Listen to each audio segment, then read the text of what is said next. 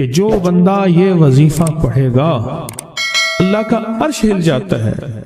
لا علاج بیماریاں ہوں، دکھ ہوں، غم ہوں، قرضے ہوں، مصیبتیں ہوں، ناکامیاں ہوں اور پریشانیاں ہوں اور ایسے حالات کے جو انسان کہے کہ بس سب تو موت ہی ہے، اس کے علاوہ کوئی راستہ نہیں، کوئی ایسی پریشانی ہو، اللہ کا نظام ہے کہ اس پہ وہ ملتا ہے جو ایمان انسان گمان نہیں کر سکتا، سوچ نہیں سکتا. یہ فیصل آباد کے ساتھ ماموں کانجن میں ایک درویش ہوتے تھے، صوفی عبداللہ صاحب رحمۃ اللہ علیہ، بڑے اللہ والے تھے، درویش تھے، اللہ سے مانگتے تھے، اللہ دے دیتا تھا. تو مجھے ان کے ایک شاگرد نے بتایا، اردو بازار لاہور میں ہوتے تھے، کہنے لگے کہ میں ایک دفعہ گیا تو مجھ سے فرمانے لگے کہ میرے سارے کے سارے طالب علم استاد جمع ہو کے آ گئے کہ ہمارے جو ہے وہ ہمارے راشن نہیں، کھانا پینا کچھ نہیں، تنخواہیں نہیں ملی، سب چیز ختم ہو چکی ہے، تو اب ہمیں اجازت دے دیں، آپ کے پاس تو ہے نہیں.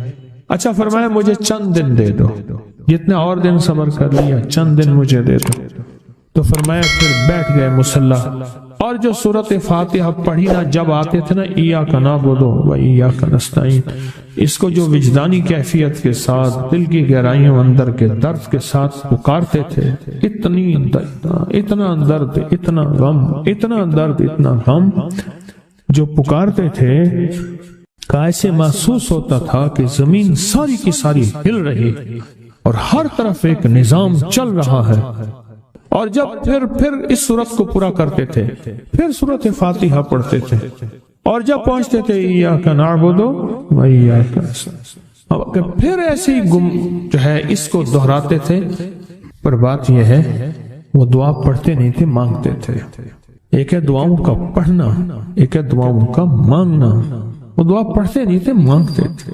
اور اللہ مانگنے والے کو دیتا بھی ہے، اللہ مانگنے والے کو عطا بھی کرتا ہے، اور اللہ کی رحمت مانگنے والے کے ساتھ سدا رہتی ہے، ہمیشہ رہتی ہے. وہ دعا پڑھتے نہیں تھے، مانگتے تھے. بس کہا کہ ایسے مانگے، ایسا مانگا، ایسا مانگا کہ اللہ پاک کو ترس آیا. چند ہی دنوں میں فرمایا اللہ نے دکھایا کہ یہ دیگ ہے سونے کی بھری ہوئی ہے، اور میں نے آپ کے حوالے کر دی. اور تھوڑا سی ایسے جگہ ہٹائی تو وہ دیگ نکل آئی. تو فرمایا مٹھیاں سونے کی بھر بھر کے دیتے تھے اور کہتے تھے اس کو حسب ضرورت خرچ کرنا، خیال کرنا، کہیں فضول خرچی نہ کرنا، اسراف نہ کرنا. اللہ کے خزانے ہیں اور برکت والے ہیں، کہ اللہ ناراض ہو کے چھین نہ لے، کہ اللہ ناراض ہو کے چھین نہ لے. مجھے ایک صاحب کہنے لگے کوئی ایسا عمل بتائیں، کوئی ایسا عمل بتائیں کہ میں چاہتا ہوں میری 7 نسلوں میں رزق ختم نہ ہو، جو مہنگائی اور حالات اور پریشانیاں میں دیکھ رہا ہوں. کوئی ہے عمل؟ میں کہا بالکل ہے. میں نے کہا روزانہ 40 منٹ بیٹھ، 40 منٹ صبح دوپہر شام، جو تیری تنہائی کا وقت ہو، کہ یا اللہ دنیا میں ایسی جگہ کوئی کہیں ہوتی، اکیلے بیٹھے رہتے یاد تیری دل نشی ہوتی، اکیلے بیٹھے رہتے یاد تیری دل نشی ہوتی.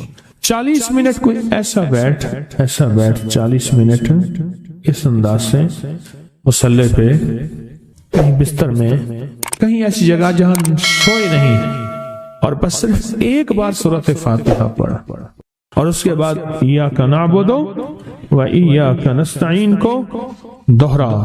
جاگ رہے ہیں، دیکھتے رہیں، مجھے دیکھتے رہیں، میں آپ کو دیکھتا رہوں.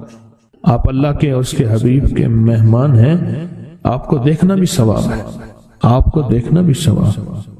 تو میں نے اسے عرض کیا کہ بس اس کو وجدان سے پڑھو، ایسے پڑھ کے رونگٹے کھڑے ہو جائیں، آنسو بہنے لگ جائیں، دل کے اندر کا درد اور دل کا اندر کا غم اور اللہ کے سامنے حاضری، استحضار، اور یہ کیفیتیں تیری ہوں کہ بس اس کے علاوہ کوئی مجھے یاد نہ رہے. اس درد سے پڑھ 40 منٹ. 40 کے عدد کے ساتھ کائنات کے رازوں کا بڑا تعلق ہے. 40 کا جو عدد ہوتا ہے، بس 40 کے عدد کے ساتھ پڑھ، اور بہت توجہ سے پڑھ اور بہت دھیان سے پڑھ، روز پڑھ. مجھ سے کہنے لگا کتنے دن پڑھوں؟ تو میں نے اس سے کہا مجھ سے یہ دن نہ پوچھ، تیرا دل خود بولے گا کہ فیصلے ہو گئے ہیں، بس ختم. دل خود بولے گا. یہ بتائیں کہ پیٹ بھرتے ہوئے کوئی گھنٹی بجتی ہے یا دل خود بولتا ہے کہ پیٹ بھر گیا؟ پیاس میں بھی کوئی کہتا تو نہیں ہے کہ آپ کی پیاس بجھ گئی ہے، وہ دل خود بولتا ہے کہ بس اب پانی کی ضرورت نہیں ہے۔ نیند سے دل بھر جائے تو بس دل بولے بس اب سو لیا، وہ اٹھیں۔ اسی طرح دل خود بولے، دل خود بولے، کیا بولے؟ دل خود بولے، اور دل اندر بولے، دل اندر بولے کہ اللہ پاک جل شانہ نے نسلوں کے لیے رزق کی عزت، دولت، برکت کے فیصلے کر دی، بس دل بولے۔ کتنے دیر کر؟ اب یہ تیری اپنے مانگنے میں ہے، اب یہ تیری اپنے مانگنے میں ہے۔ مانگنے میں کمی ہے تو دل نہیں بولے گا، اگر مانگے گا تو پتہ نہیں دنوں میں یا ہفتوں میں، جتنے میں دنوں میں فیصلہ ہو جائے۔ اور میں نے اس سے کہا کہ یہ میرے پردادا کے پردادا کا عمل ہے، ان کا یہ عمل ہے، میرے پردادا کے پردادا کا عمل، جو ہماری خاندانی یادداشتوں میں یہ لکھا ہوا اور فرمایا اگر یہ کوئی بندہ کر لے اللہ نسلوں کا رزق اللہ سے منوا لے۔ اور میں نے اس سے کہا خیال کرنا، رزق کے روحانی ساتھ منوانا، رزق کے روحانی ساتھ منوانا، رزق کے روحانی ساتھ منوانا، ورنہ دولت، مال، چیزیں مل جائے گی جس کے بارے میں کہا جاتا ہے کہ بعض بندے ایسے ہوتے ہیں اللہ پاک ان سے لقمے نہیں چھینتا، سجدے چھین لیتا ہے۔ اللہ ان سے لقمے نہیں چھینتا، کیوں؟ رزق جسمانی دوسرے لفظوں میں مل رہا ہے اور رزق روحانی اللہ چھین لیتا ہے۔ یہ جو آج آپ بیٹھے ہیں تسبیح خانے میں اور میں بیٹھا ہوں، یہ ہم روحانی دسترخوان پہ بیٹھے ہیں۔ یہ بہت بڑا دسترخوان لگا ہوا ہے، دسترخوان ہے۔ سنا ہے در یار پہ بڑی دھوم ہے، سنا ہے در یار پہ بڑی دھوم ہے، وہاں عاشقوں کا ہجوم ہے۔ یہ روحانی دسترخوان ہے، میں بھی خود محتاج ہوں، یہ روحانی دسترخوان ہے۔ تو میں نے اس سے عرض کیا کہ ایک دسترخوان نہیں مانگنا، دونوں مانگنا، رزق روحانی بھی، رزق جسمانی تو اس کو بھی ملتا ہے جس کو کلمہ نصیب نہیں ہوا، رزق جسمانی تو اس کو ہی ملتا ہے جس کو کملی والی کی غلامی نصیب نہیں ہوئی، رزق جسمانی تو اس کو ہی ملتا ہے جس کے ماتھے پہ شقاوت لکھی ہے، رزق جسمانی تو اس کو ملتا ہے جو اللہ کا نافرمان ہے، رزق جسمانی تو اس کو ملتا ہے جو اللہ کے وجود کا انکار کرتا ہے، رزق جسمانی تو اس کو ہی ملتا ہے جو آخرت اور قبر کا انکار کرتا ہے، رزق جسمانی تو اس کو ملتا ہے جو جنات اور برزخ کا انکار کرتا ہے، رزق جسمانی تو اس کو ملتا ہے جو خود کملی والی کی نبوت کا انکار کرتا ہے، وہ تو بے بہا لوگ ہیں، ان کو ملتا ہے۔ پر تجھے بھی صرف رزق جسمانی ملا اور اللہ سے یہ منوا لیا، نہ یہ نہ منوانا، اللہ سے کہنا ہے اللہ رزق روحانی بھی دے اور رزق جسمانی بھی دے، دو رزق کٹھے عطا فرما۔ کون سا رزق؟ اور رزق جسمانی بھی دے۔ کہیں ایسا نہ ہو کہ میری نسلوں میں صرف مال، دولت اور چیزیں ہوں اور تیرا نام اور تیرے حبیب کا نام نہ ہو، تیرا نام اور تیرے کملی والے کا نام نہ ہو، تیرا نام اور تیرے دوستوں کا نام نہ ہو، تیرا نام اور تیری آل و اصحاب کا نام نہ ہو۔ کہیں ایسا نہ ہو میں محروم ہو جاؤں، مجھے آل اور محمد اور آل محمد اور اصحاب محمد کی نسبتیں یہ بھی ساتھ عطا کیے رکھ۔ میں نے اس سے کہا کہ دو چیزیں مانگنا۔ اچھا قدرت کا نظام ہے تو دیوانے بھی ہوتے ہیں، یقین والے ہوتے ہیں، آپ جیسے آپ مخلص بیٹھے ہیں اور پوری دنیا میں ہمارے ساتھ اس وقت مخلص بیٹھے ہیں جو ہماری آج کی محفل میں شریک ہیں، ہوتے ہیں دیوانے۔ اس نے یقین سے پڑھنا شروع کر دیا، مجھ سے کہنے لگا ایک وقت ایک جگہ ہو بہت بہتر۔ میں نے اس سے کہا، میں نے کہا پھر بھی اگر ایک وقت ایک جگہ میسر نہ بھی ہو تو اگر عمل کسی وقت چوک جائے، عمل کی جگہ چوک جائے، عمل کا وقت چوک جائے، مجبوری میں نہ ہو تو بہتر ہے، پر توجہ نہ چوکے، دھیان نہ جائے، استحضار نہ جائے، یقین نہ جائے، اور سچا یقین ہو کہ میرا اللہ خود کہتا ہے یہ مانگنا بھی تو اسی نے دیا ہے نا، اسی نے مانگنا دیا ہے۔ جب اس کریم نے مانگنا ہی خود دیا ہے تو عطا بھی خود کرے گا۔ نہیں خوف نارے جہیم کا کہ کرم ہے مجھ پہ کریم کا، وہ خود عطا کرے گا مجھے، اس نے مانگنا دیا دے گا۔ یقین ہو ایسا ایسا ایسا ایسا اتنا زبردست یقین ہو، اتنا یقین ہو اللہ کے ملنے پہ اور اللہ کے مانگنے پہ، اتنا یقین ہو کہ گمان اور خیال سے بالا تر یقین ہو، بہت زیادہ یقین۔ یاد رکھیے گا میری بات، میری طرف دیکھتے رہیں، یاد رکھیے گا جس کو ملا ہے یقین کی طاقت میں ملا ہے، اور جس سے چھنا ہے بے یقینی نے اس سے سب کچھ چھین لیا، بے یقینی نے اس سے سب کچھ چھین لیا۔ جس کو ملا ہے یقین کی طاقت سے ملا ہے، یقین ہو کہ میں کر رہا ہوں اور اللہ مجھے دے دے گا۔ کہا کہ کیسا یقین ہو؟ کہا جیسے بکری کے تھن دودھ سے بھرے ہوئے اور میں کہوں کہ میرے ہاتھ سے دباؤں گا اور دودھ نکلے گا، اس سے زیادہ یقین۔ اور کہا کس سے زیادہ یقین؟ کہا کہ ایک بڑا نوٹ ہو اور بڑا نوٹ کے اندر جو ہے ایک آنے کی چیز آنی ہے، تو میں کہوں گا اس سے تو اس کی نوٹ کے اندر تو ہزاروں آنے ہیں، اور میں ایک آنے کی چیز، ایک ٹکے کی چیز لوں گا اور میرا کام بن جائے گا، اس سے زیادہ یقین ہو۔ اور اس سے کہیں زیادہ یقین ہو کہ سخت پیاس ہے اور میں پانی کو دیکھوں اور پانی کو دیکھتے ہی مجھے یقین ہو کہ اس سخت پیاس میں میرا پیاس بجھ جائے گی، پیٹ بھر جائے گا، اس سے کہیں زیادہ یقین ہو۔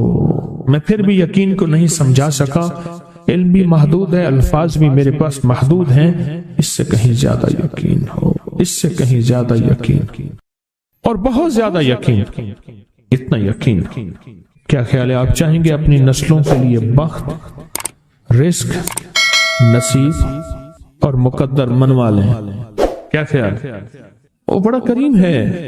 میں نے ابھی نہیں بتایا کہ قرآن کا واقعہ سنایا، حضرت موسیٰ اور خضر علیہ السلام کا قرآن کا واقعہ سنایا کہ ان کی 7 نسلوں کا جو ابا تھا نا، وہ 7 نسلوں میں پہلے والا ابا، دادے کے دادے کے دادے کا دادا، وہ نیک تھا، وہ دعائیں مانگتا تھا، وہ اللہ کے ساتھ تعلق میں تھا، اس کا تقویٰ تھا، وہ اس کی نیکی کا اثر، اس کی نیکی کا اثر، اس کی نیکی کا اثر نسلوں میں منتقل ہوا، نسلوں میں منتقل ہوا۔ پڑھ لیں، مانگ لیں، اللہ سے کر دیں کہ اللہ میرے لیے اور میری نسلوں کے لیے رزق روحانی اور رزق جسمانی کے فیصلے کر دیں، رزق روحانی اور رزق جسمانی کے فیصلے کر دیں۔ شاہ عبد الرحیم تھے شاہ ولی اللہ رحمت اللہ علیہ کے والد محترم، انہوں نے شاہ ولی اللہ سے کہا بیٹا میں تجھے روحانی مشقیں کرا رہا ہوں، ایک مشق ایک بھی کر لے اپنے لیے اور اپنی نسلوں کے لیے، اللہ سے رزق منوا لے، اللہ سے رزق منوا لے۔ تو پوچھا کہ حضرت میں رزق کیسے منواؤں؟ وہ میں کہ کچھ وقت ایسا نکالا کر، ایسا وقت نکالا کر 2 گھڑی اور 3 گھڑی کا، ایک ساتھ 2 گھڑی اور 3 گھڑی، ایک ساتھ تقریباً 21 منٹ کی ہوتی ہے، تقریباً 21 منٹ کی، 2 ساتیں مل جائیں تو 40 منٹ بنتے ہیں، تو ایک ساتھ 2 ساتھ 3 ساتھ کی گھڑی میں کہ بیٹھ کے نا سورۃ فاتحہ اور اس میں ایاک نعبد و ایاک نستعین کا تکرار اور استحضار کیا کر، اور ایسا کیا کر تیری آنسوں بہیں، تیرا دل روئے، تیری آنکھیں روئیں، تیرے رونگٹے کھڑے ہوں اور رواں اور اس کے اندر سے تیرا پل پل، تیرا من، تیرا جذبہ، تیری سوچیں بولیں، کیا بولے؟ ایاک نعبد و ایاک نستعین۔ ایک میلہ تھا اللہ کے نیک بندوں کا، تو اس میں 70 اولیاء جمع ہوئے، 70 اولیاء جمع ہوئے۔ ہر اللہ کے ولی نے کہا کہ آپ کوئی ایسا وظیفہ بتائیں، ایسی تسبیح بتائیں، ایسا ذکر بتائیں جو اللہ کے عرش کو ہلائے اور جو اللہ کی ذات کو متوجہ کر دے، جو اللہ کے تعلق کو نصیب کر دے، کوئی ایسا ذکر، کوئی ایسی تسبیح بتائیں۔ فرمایا سب نے بتایا کہ سورۃ فاتحہ ہے، اور اب سب سے پوچھا سورۃ فاتحہ میں کوئی ایسا جز بتائیں جو سورۃ فاتحہ کا دل ہو۔ سورۃ یاسین قرآن کا دل، لیکن سورۃ یاسین کا دل سلام قولا من رب الرحیم۔ ہر سورت کے اندر اللہ پاک نے کچھ نعمتیں، کچھ نقطے رکھے ہیں، تو فرمایا سورت فاتحہ کا دل. تو میلے میں جتنے بھی اولیاء 70 بیٹھے تھے سب نے کہا کہ اگر سورت فاتحہ کا دل پانا ہے تو وہ صرف کیا ہے؟ ایاک نعبد و ایاک نستعین. اس کا مفہوم عام سادہ سے یہ ہے کہ مولا غلامی تیری در کسی اور کا. جب غلام تیرے ہیں، منگتے تیرے ہیں، بھکاری تیرے ہیں، محتاج تیرے ہیں، پھر در بھی تیرا ہے، پھر در بھی تیرا ہے اور کسی کا در مولا نہیں ہے. پھر در بھی تیرا ہے، تیرے در کے ہم محتاج، تیرے بر کے ہم غلام. تو میں نے اس سے کہا کہ یہ وظیفہ کر، سارا دن پڑھی یا کنا بدو اور کام بھی کرتا رہے، وضو بے وضو چلتا بھی رہے، یہ پڑھتا بھی رہے، پڑھتا بھی رہے، پڑھتا بھی رہے. چند دن چند ہفتے یہ عمل کر، اور رات سوتے ہوئے سورت فاتحہ پوری کر 40ویں، اور پھر درود پاک پڑھتے پڑھتے سو جا. 70 اولیاء نے فرمایا کہ جو بندہ یہ وظیفہ پڑھے گا اللہ کا عرش ہل جاتا ہے اور فرشتوں میں کوہرام مچ جاتا ہے، اور فرشتوں میں اللہ کے بارگاہ میں فریادیں ہوتی ہیں کہ یا اللہ یہ بندہ ہے اور اس نے یہ عمل کیا ہے، یہ وظیفہ کیا ہے اور ابھی تک اس کی دعا قبول نہیں ہوئی، یہ مانگا ہے ابھی تک دعا قبول نہیں ہوئی. فرشتوں میں یہ کوہرام مچ جاتا ہے. ایک اللہ کے دوست تھے، سوتے سوتے ایک دم اٹھ بیٹھے. اٹھنے کے بعد وجدانی کیفیت کے ساتھ جو ہے یہ وظیفہ پڑھنے لگے. تو کسی نے پوچھا کہ حضرت کیا ہوا؟ فرمایا میں نے دیکھا کہ اللہ کے عرش کے نیچے جنتی ہیں اور وہ ٹہل رہے ہیں اور سب کی زبان پہ یہی وظیفہ ہے، ایاک نعبد و ایاک نستعین. سب کی زبان پہ یہی وظیفہ ہے اور سب یہی پڑھ رہے ہیں. میری ایک درخواست ہے سورۃ اخلاص 2 تسبیح زندگی کا معمول بنا لیں، اس کو تو کبھی نہ چھوڑیں. کیا خیال ہے؟ 2 تسبیح زندگی کا معمول بنا لیں، اس کو کبھی نہ چھوڑیں. اس کا فائدہ کیا ہوگا؟ اس کے انوکھا فائدہ ہوگا.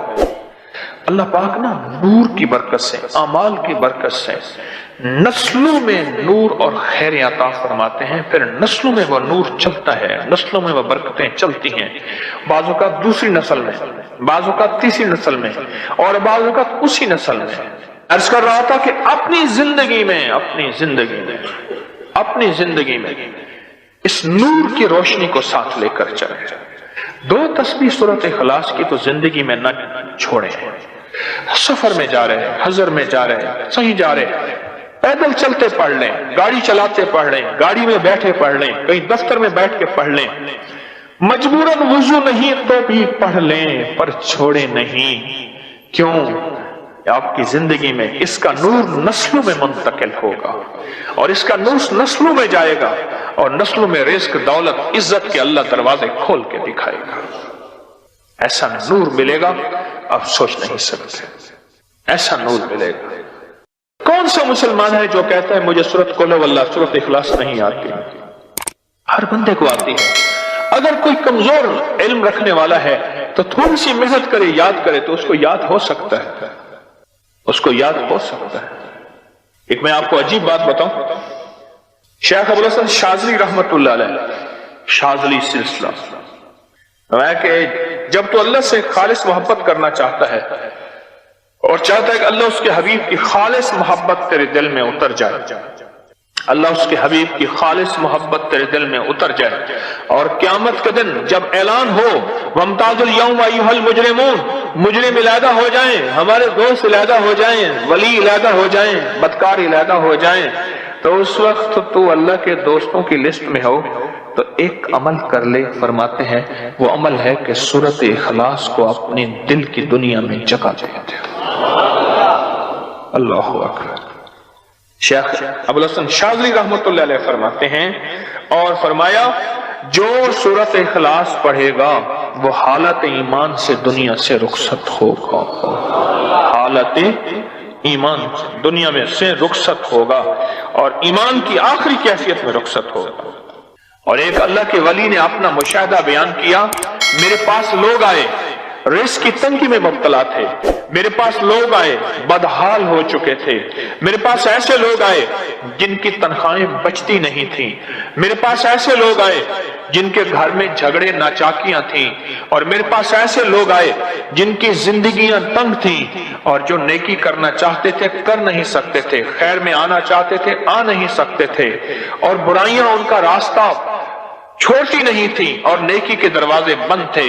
کہا میں نے ان سے کہا کہ 2 تسبیح سورت قل ہو اللہ کی پڑھ لو۔